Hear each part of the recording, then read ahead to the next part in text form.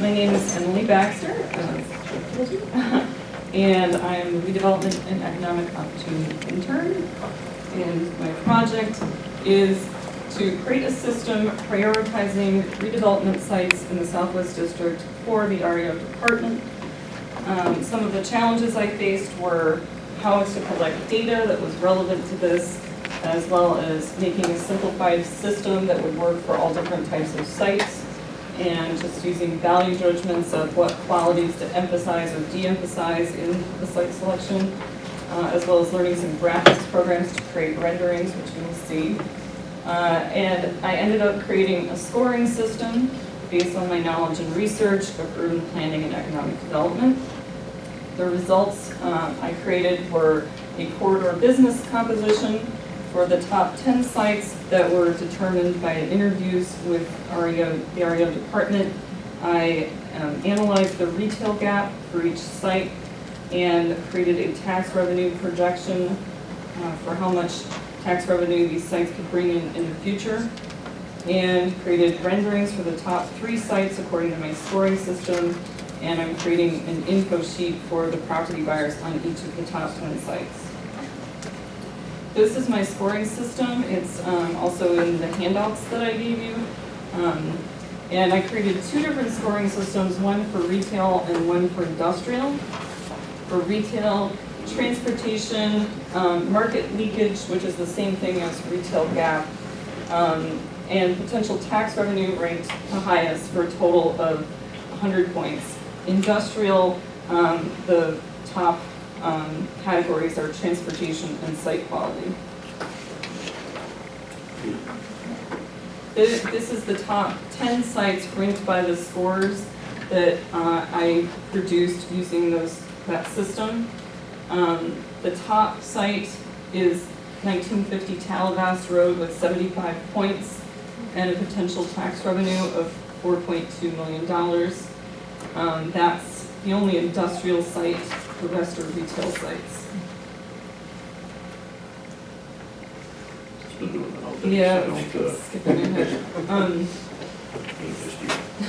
So this is the 1950 Talavas Road site. It's currently being used for agricultural purposes, but in the future, according to the zoning and future land use, it could be an industrial site.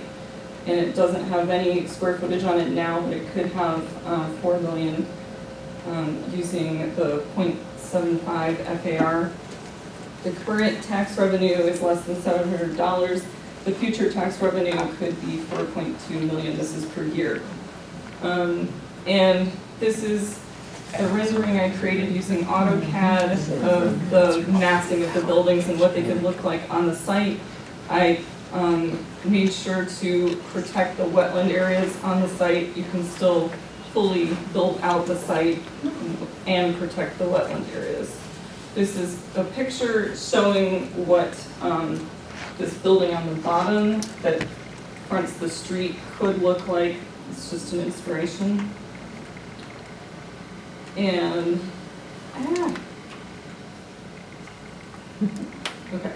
And this is the second site, 3400 14th Street West.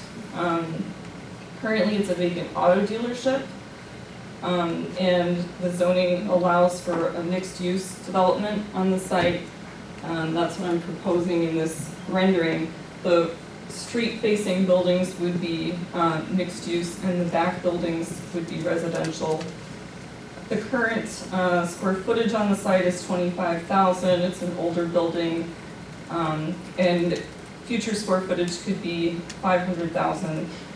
Current tax revenue 45,000. Future tax revenue potential over $1 million. This is a picture showing a design inspiration for what those front buildings could look like.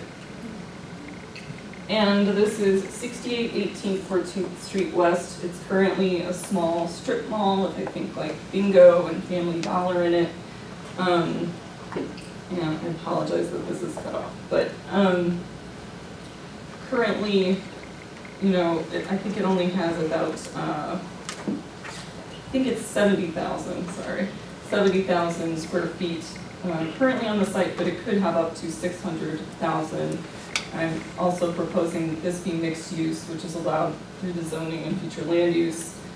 Also, it is in floodplain, so my suggestion for how to deal with that was to create first level parking underneath the buildings, and also green roofs which mitigate flooding.